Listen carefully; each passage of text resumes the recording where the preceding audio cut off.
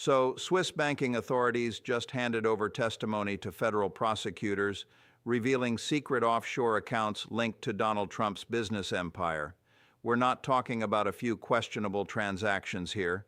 We're talking about a sophisticated network of hidden accounts that were specifically structured to avoid detection. And now Switzerland, the fortress of banking secrecy for centuries, has broken its legendary silence.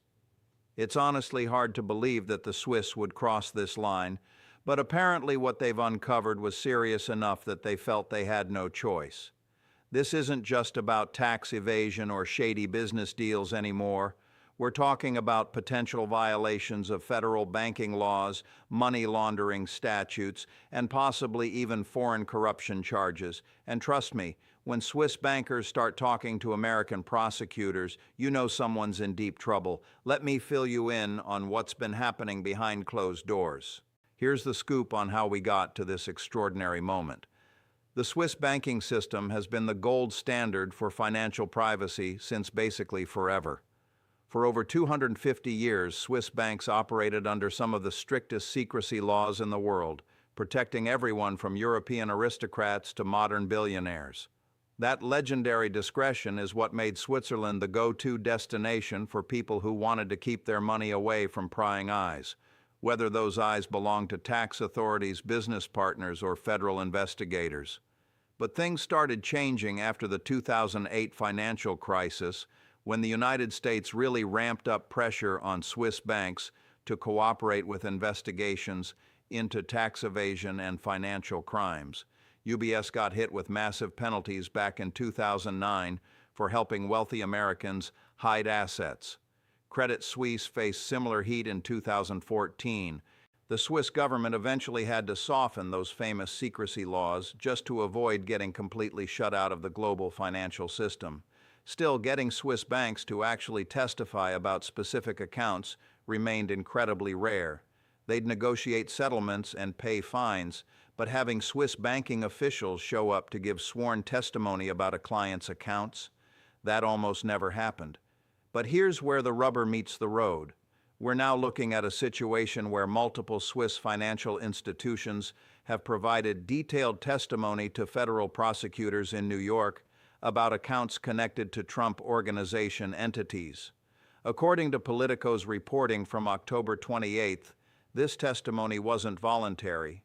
It came after months of legal wrangling and substantial pressure from the Department of Justice, which threatened sanctions that could have crippled these banks' ability to operate in U.S. markets. The Swiss banks apparently concluded that protecting Trump's financial secrets wasn't worth risking their entire American business operations. These accounts we're talking about weren't set up yesterday. According to documents reviewed by CBS News on October 30th, some of these offshore structures date back to the early 2000s, right around the time Trump was rebuilding his real estate empire after his casino bankruptcies. The setup was sophisticated. Shell companies registered in multiple jurisdictions, layers of corporate entities designed to obscure beneficial ownership, accounts that moved money through several countries before landing in Switzerland. This wasn't amateur hour. Someone paid serious money for serious expertise in hiding serious assets. Now, this isn't the first time we've seen Trump's financial dealings come under intense scrutiny. Just think about how his relationship with Deutsche Bank came crashing down after they testified in 2019 about loans that other banks had refused to make. Trump had relied on Deutsche Bank for decades when American institutions wouldn't touch him anymore because of his multiple bankruptcies and history of defaulting on loans. But when federal investigators started asking questions about potential money laundering through Trump properties and whether loans were secured with inflated asset valuations, Deutsche Bank executives decided their relationship with Trump was becoming more liability than asset. They eventually provided extensive testimony and documentation to congressional investigators and the Manhattan District Attorney's Office. That cooperation directly led to criminal charges against the Trump Organization for tax fraud schemes that resulted in convictions. Then there was the situation with Mazars USA, Trump's longtime accounting firm. For years, Mazars had prepared Trump's financial statements, the documents he used to secure loans and insurance coverage. But in February 2022, Mazars dropped Trump as a client and issued an extraordinary statement saying that Trump's financial statements from 2011 through 2020 should no longer be relied upon. That's accounting speak for, "These numbers were wrong and we can't stand behind them anymore." That admission became crucial evidence in New York Attorney General Letitia James's civil fraud case against Trump, which resulted in a $454 million judgment. When your own accountants publicly disavow a decade's worth of your financial statements, that's not exactly a vote of confidence in your business practices. And let's not forget how Trump's relationship with American banks completely collapsed after January 6th. After the Capitol riot, institutions like Signature Bank and Deutsche Bank announced they would no longer do business with Trump or his companies. This wasn't just virtue signaling. These banks had done their own internal reviews of Trump's accounts and decided the risk of continuing the relationship was too high. When banks that had stood by Trump through bankruptcies, lawsuits, and endless controversies suddenly cut ties after January 6th, it raised serious questions about what they discovered in those accounts. Multiple former bank executives later testified to the January 6th committee about concerns regarding Trump's financial activities in the weeks surrounding the Capitol attack. Now, it looks like Swiss banks are following the same pattern. They stood by Trump through years of controversy, protected his financial privacy through multiple investigations, but something about what federal prosecutors showed them made them decide that cooperation was better than continued loyalty. This pattern is becoming all too familiar. You can be Trump's most reliable financial institution, handle his most sensitive transactions, maintain absolute discretion about his accounts for decades, but the moment federal prosecutors bring enough heat and the legal exposure gets too serious, institutions start making very different calculations about what's in their best interest. Loyalty to Trump ends where the risk of criminal prosecution begins. So what did Trump do to push Swiss banks to this breaking point? Well, it all boils down to what federal investigators believe these accounts were actually used for. According to MSNBC's reporting from November 1st, prosecutors aren't just looking at tax evasion anymore. They're investigating whether these Swiss accounts were used to launder money from questionable foreign business deals, potentially violating the Foreign Corrupt Practices Act. They're examining whether Trump used these accounts to hide assets during his presidency in violation of financial disclosure requirements. And they're looking at whether money moved through these accounts to pay for things that Trump didn't want connected to his publicly known finances, like hush money payments or political payoffs. The scale of what prosecutors uncovered apparently shocked even experienced financial crimes investigators. We're talking about transactions totaling hundreds of millions of dollars, moving through this Swiss network over a span of more than 2 decades. Now here's where things started to go wrong for Trump. At first, his legal strategy was straightforward: deny everything, claim the accounts weren't his, argue that any accounts connected to his business entities were completely legitimate, fight every subpoena, challenge every disclosure request. This approach had worked for Trump countless times before. Delay, deny, deflect, and eventually the investigators would give up or the statute of limitations would run out. But federal prosecutors in New York weren't backing down this time. They brought in forensic accountants who had cracked the Panama Papers and similar offshore financial networks. These investigators mapped out the entire web of shell companies, traced money flows across multiple continents, and built a documentary record showing exactly how money moved through the Swiss system. According to Fox News reporting from November 3rd, prosecutors presented this evidence to Swiss authorities and essentially said, "Your banks helped create this structure. They knew what it was being used for. Either cooperate with our investigation or face charges as co-conspirators in money laundering schemes." That's when the Swiss banks began to sweat a little. You see, Swiss financial institutions value their access to American markets above almost everything else. The U.S. financial system is the largest in the world, and getting cut off from it would be catastrophic for any major international bank.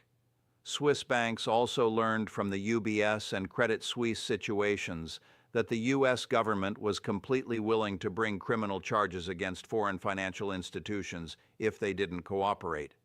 The threat wasn't hypothetical, it was very real and very expensive. So the banks had to make a choice: protect Trump's financial secrets and risk billions of dollars in penalties plus potential criminal charges, or cooperate with federal investigators and face Trump's anger but maintain their American operations. And then Trump went ahead and made a move that, according to prosecutors, was a serious misstep. Instead of quietly trying to resolve the investigation through his lawyers, Trump went nuclear in the media. He attacked Swiss banks on Truth Social, calling them traitors and cowards for even considering cooperation with what he called a witch hunt. He threatened to expose their business practices and suggested that any Swiss bank that testified against him would face consequences if he returned to the White House. According to legal experts interviewed by CNN on November 5th, this public intimidation campaign was probably the worst thing Trump could have done strategically. Swiss banks aren't easily intimidated, but they are very concerned about their reputation and legal exposure. When Trump started publicly threatening them, it actually made cooperation with U.S. authorities look like the safer and more honorable path. You can't bully Swiss bankers the way you might bully American business partners who depend on your goodwill. But then when Swiss banking executives caught wind of Trump's threats, they absolutely lost it. In Switzerland's banking culture, discretion and professional integrity are everything. Being publicly attacked by a client who was potentially using your services to break laws? That's the kind of thing that makes cooperation with authorities not just legally prudent but professionally necessary. The banks essentially told their lawyers to negotiate the best possible terms for testimony, but make it clear they would provide full cooperation rather than face the public embarrassment and legal exposure of protecting a client who was openly threatening them. Now, this left Trump in a tight spot. On one side, he really needs to prevent this Swiss testimony from reaching American courts.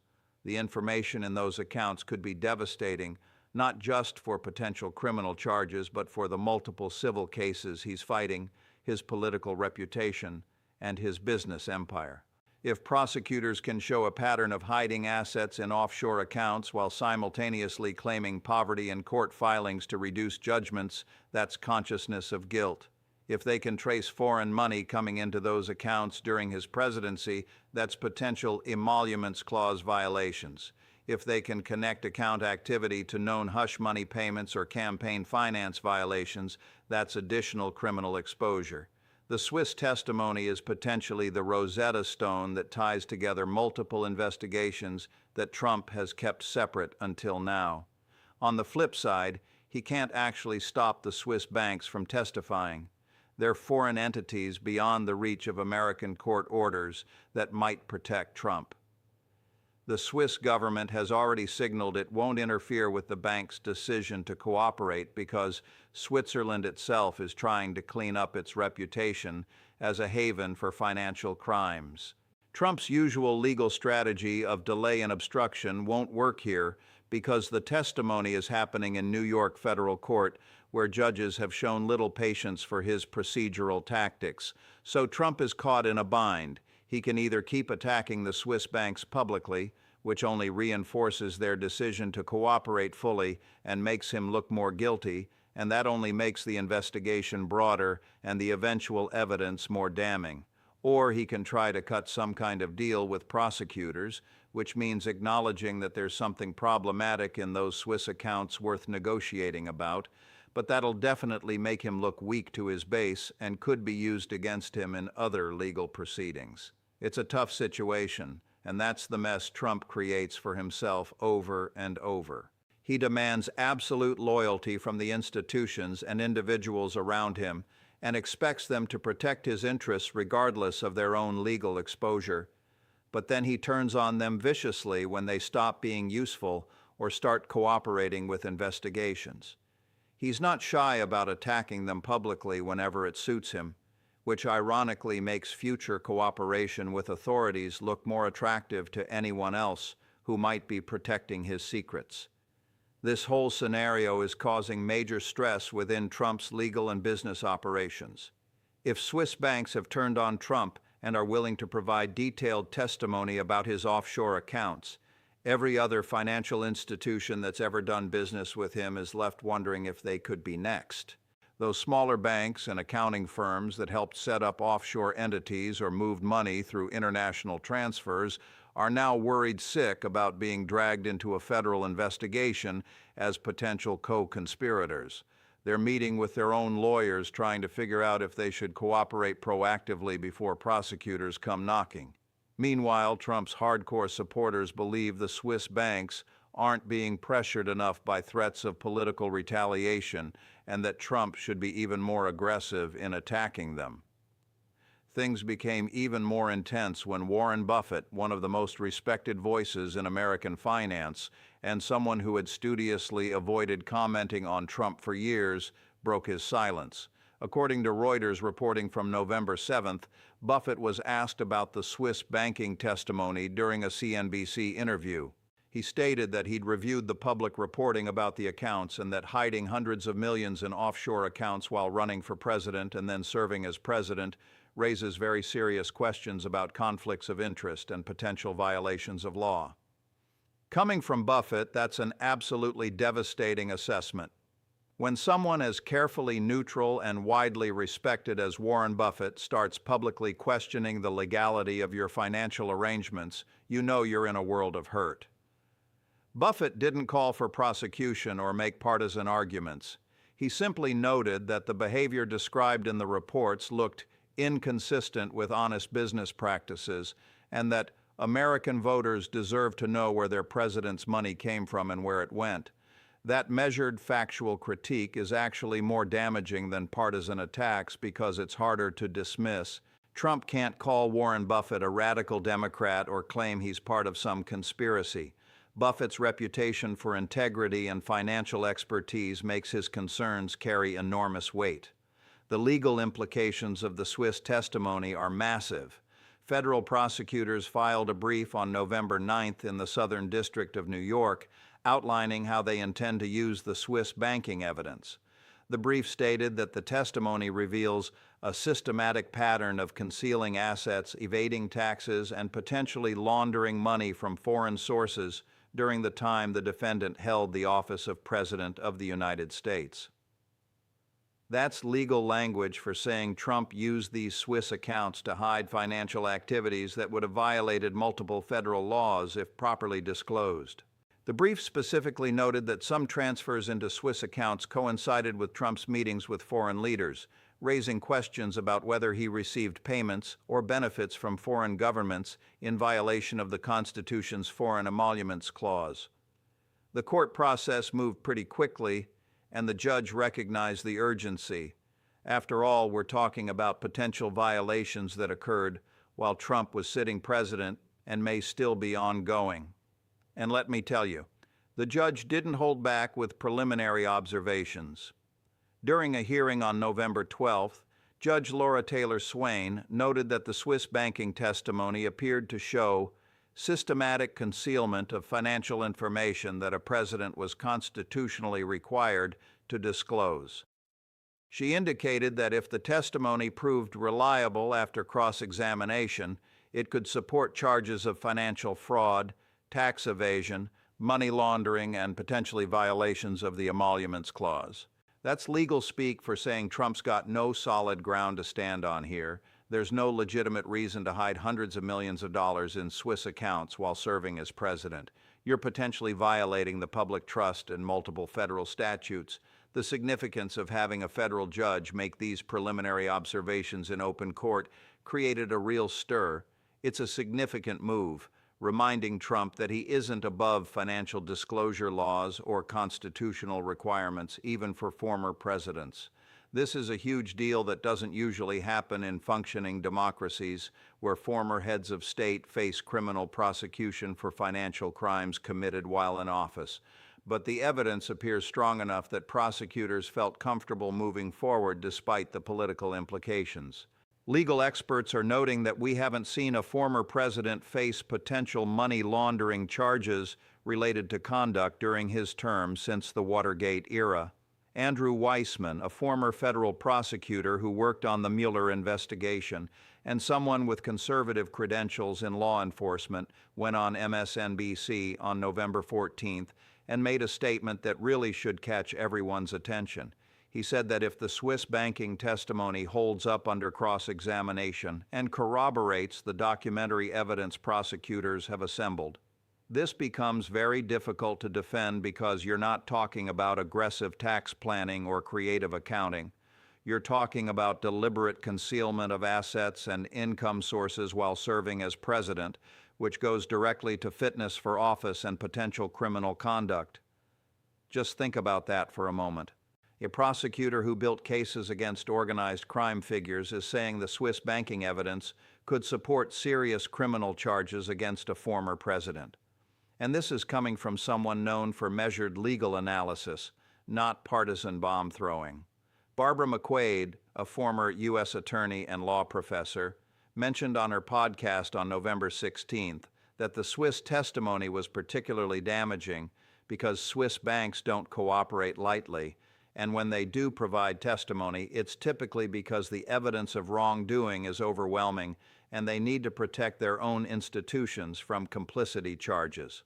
When legal experts from both prosecutorial and defense backgrounds start noting how rare and significant this kind of international banking cooperation is, that's the moment to really pay attention. The Swiss don't break their legendary banking secrecy without very good reasons. So let's break down what this Swiss banking testimony could mean, because it's not just a captivating financial scandal story. It has serious consequences for how our political system operates and whether former presidents can be held accountable for potentially criminal conduct while in office. First up is the immediate political fallout. Trump is already facing significant backlash due to his multiple legal cases, and his approval ratings outside his base are taking a hit. Republican representatives are getting anxious about the upcoming 2026 midterms and whether Trump's legal problems will drag down the whole ticket. This Swiss banking revelation lands like a bomb in the middle of that anxiety. It's one thing to explain away hush money payments or classified documents as technical violations that Trump's opponents are blowing out of proportion. It's quite another to explain why the party's leader was hiding hundreds of millions in Swiss accounts while serving as president. And honestly, that's not the best look for Republicans who want to campaign on law and order and government accountability.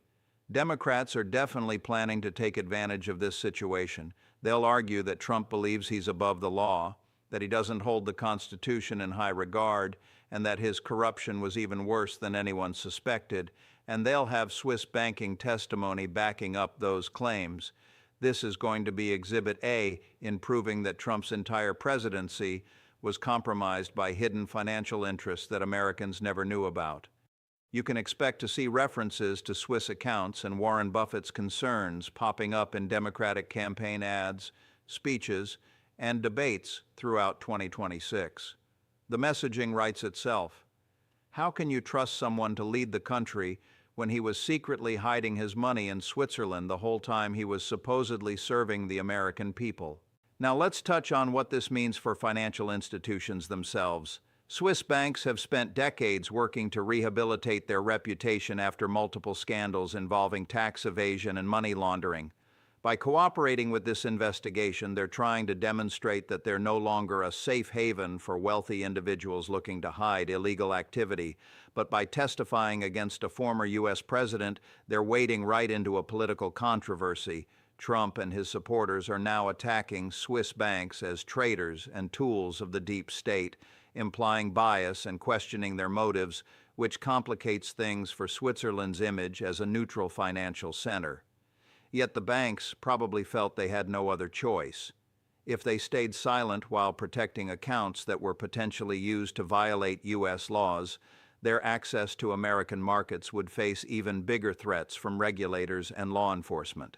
This situation shines a massive spotlight on financial transparency requirements for elected officials and whether those requirements actually mean anything. At the heart of the issue is whether a president can secretly maintain offshore accounts without disclosing them while simultaneously making policy decisions that could affect those financial interests.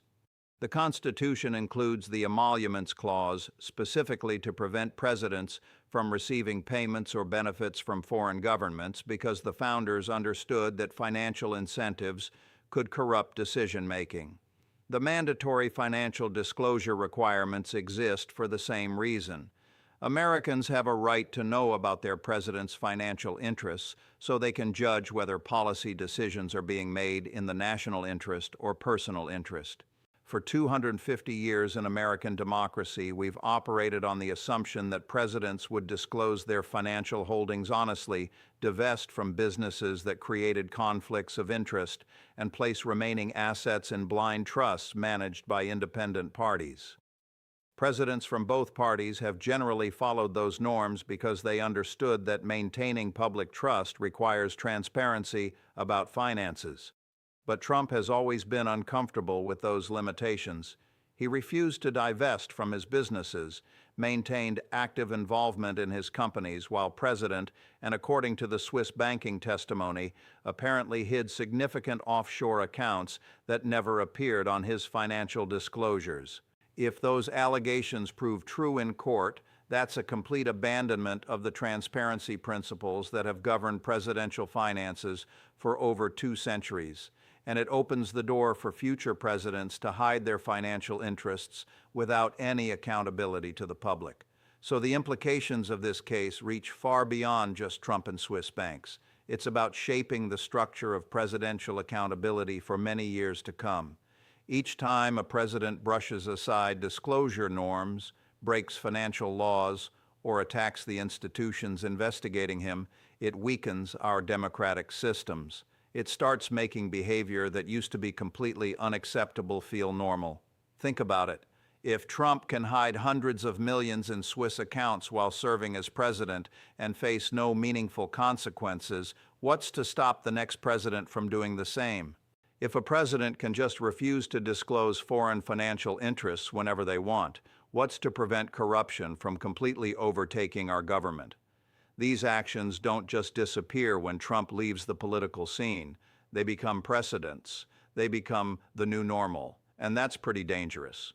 Democracy relies on those transparency norms and accountability institutions, assuming that people in power will play by the rules even when it's inconvenient.